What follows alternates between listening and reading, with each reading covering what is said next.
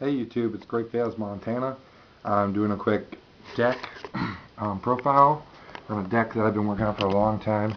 It's Chaos Plants. I just really want to show you guys this build, and so you guys can replicate it for Charlotte, because I obviously can't go. So just check out the build. Ask me any questions, PM me about anything you have a question about. Alright, so Thunder King Ryo, first card. I think 2 is too much. 1's almost the perfect number because obviously he shuts down the entire format pretty much. The last format. I think he'll have a huge impact on this format in the beginning. So as long as we have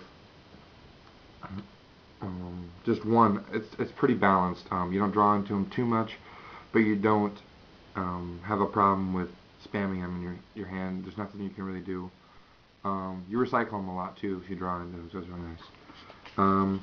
Card Trooper, 2, it's amazing. I'm not going to explain anything. There's a lot of plays with Debris Dragon and Card Trooper. Just because you can Card Trooper, then set Torrential, and the next turn you obviously milk for Card Trooper, then the next turn you go Torrential, blow up everything, then they'll set like 12 back rows, and you play Debris Dragon, blow up, because usually most of them are just like some kind of protection. This is what trap stones in the deck, and in my side deck, and stuff like that. So the next card is Debris Dragon. You can grab Spirit Reaper, Dandelion, Raikou, Card Trooper, obviously. And you can, by the way, his milling is part of his cost, so it's the cost to activate the effect, and so you can still activate it if you grab Card Trooper with Debris. So remember that. Dark Arm. A lot of people don't play this in Chaos Plants, but I decided to tech it in because I'm running a lot of Darks in this build. Most people don't run 2 Kaias as well. Reason why I am is because I kind of focused on the concept of feeding the grave for avarice. I also kind of worked with the concept of running a lure as well. So I'll show you that in a sec. And Gores, 3 Chaos Sorcerers. Sometimes it's too much, but with Card Trooper it really isn't, so you're fine. Spirit Reaper, 2 Super Nimble, 3 Raikou, pretty basic. Why 2 Super Nimbles? Because once again, the average plays you get with this is really nice. Also, most of the time, when someone sides in, they'll run with Cross Out and you don't get Prohibition like first turn or whatever. They'll hit this with Cross Out, and sure, you get rid of these, but you still have 3 Raikous to play. Those are the big, real reason why this deck works, I think, most of all. I mean, even if you get hit with this, you can still play. Like, recently I played a 6-hand deck that drew Nobleman. He mains Nobleman, he drew it first turn every game. And he hit my Raikous every time, which I was really suspicious of, but he was just really lucky. Anyways, the point is that you can run the deck without it, because you still have 2 more lights, and there's a lot of plays you can just get by when you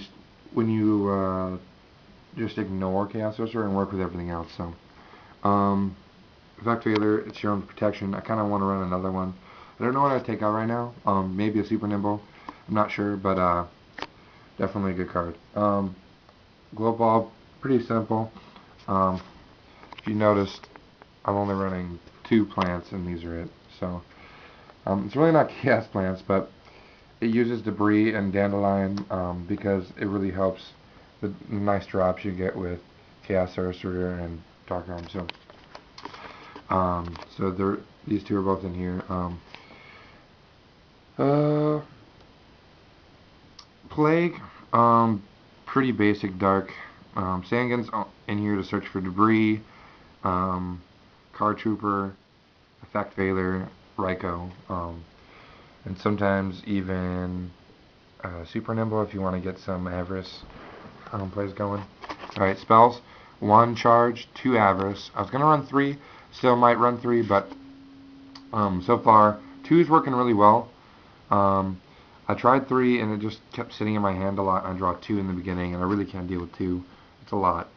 Jeff Jones can pull it off, but I don't know if I can. So, I mean, this deck's already 41 cards because I'm trying to fit in every little aspect of the deck. But I guess you could just add another another card for Avarice. 2 Mystical Spaces. They're really nice overall because you can just set them in the back, and that just intimidates your opponent even more because they don't know what you're running. If you set one monster and 4 back rows, 2 of them could be mystical space.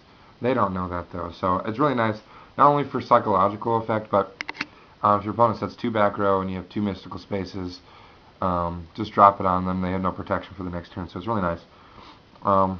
Monster Reborn, Foolish, Allure, Book of Moon, Dark Hole.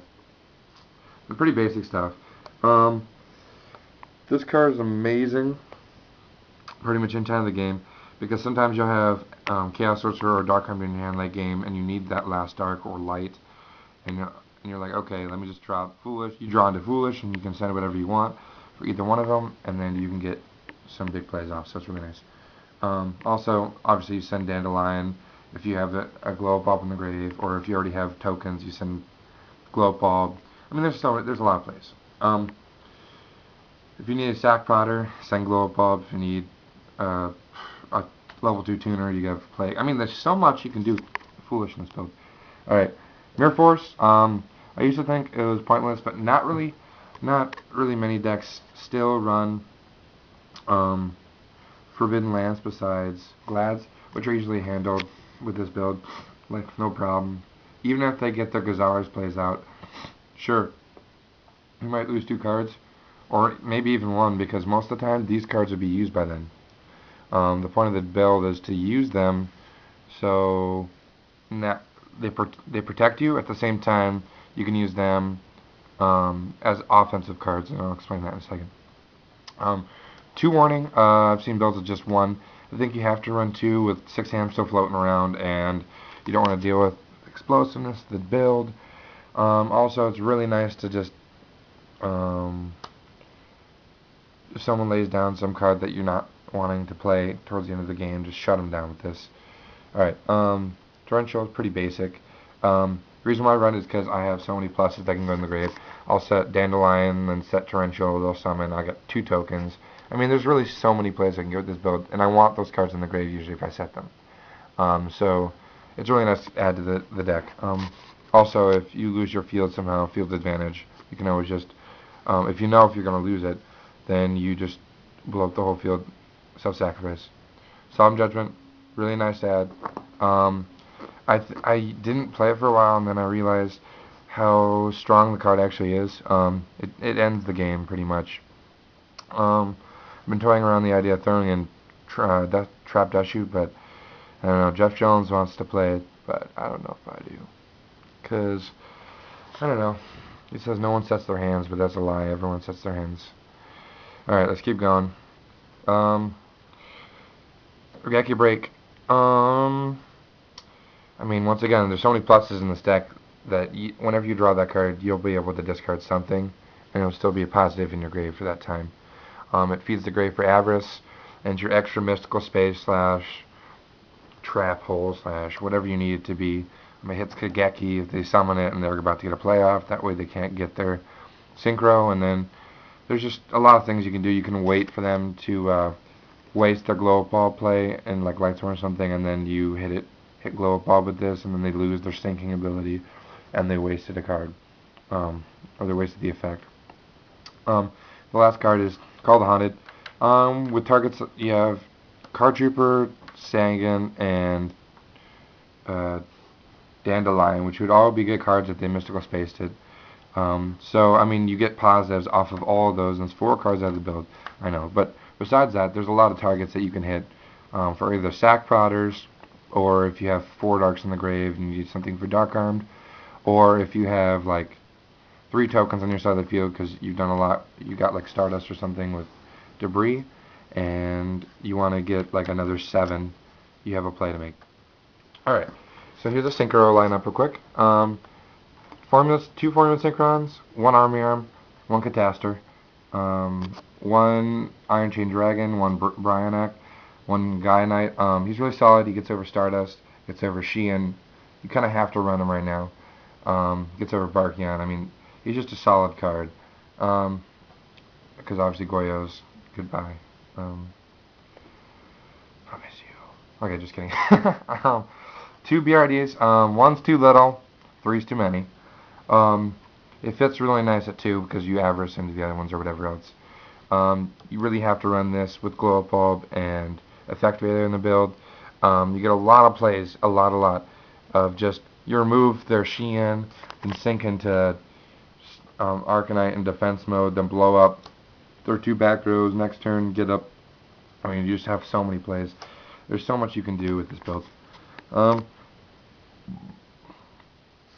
Dark End Dragon, another out with Plague Spreader. If they have like a Stardust on the side of the field or something at the beginning of their turn. Or a really nice play I like doing is, it's one of my favorite plays. You remove a Light in the Dark, okay, remove their face-up monster, sack that for Chaos Sorcerer, or yeah, sack that for Caius, sack that Chaos Sorcerer for Caius. Remove their one of their other face-down monsters, and then get out Dark End by putting 1 card on top of your deck, or if you have a Formula Synchron, so you get a lot of positives off of it. Red Dragon, because you really kind of have to run it because of all the stall decks, Speed Reapers floating around. I don't know if I want to keep this in because over there I have a pile of cards that I've been trying to test in. We're like to do the same thing as Jeff Jones, actually. It's kind of funny. I thought he kind of stole my idea, but I just see what cards in this work the best, and how many times I use them, and then I tally it up, and the ones with the most is what I decide on using. The ones that don't use that much, I take out. But sometimes you kind of have to run the situational cards, because if not, then you lose the game. So, kind of like Iron Chain Dragon, I usually don't get this, but if I ever needed to get it, I'd want it there, so I leave it in here, because you have to. Alright, anyways. Stardust Dragon, I'm not going to explain that. I want it on 2, so it's something to explain.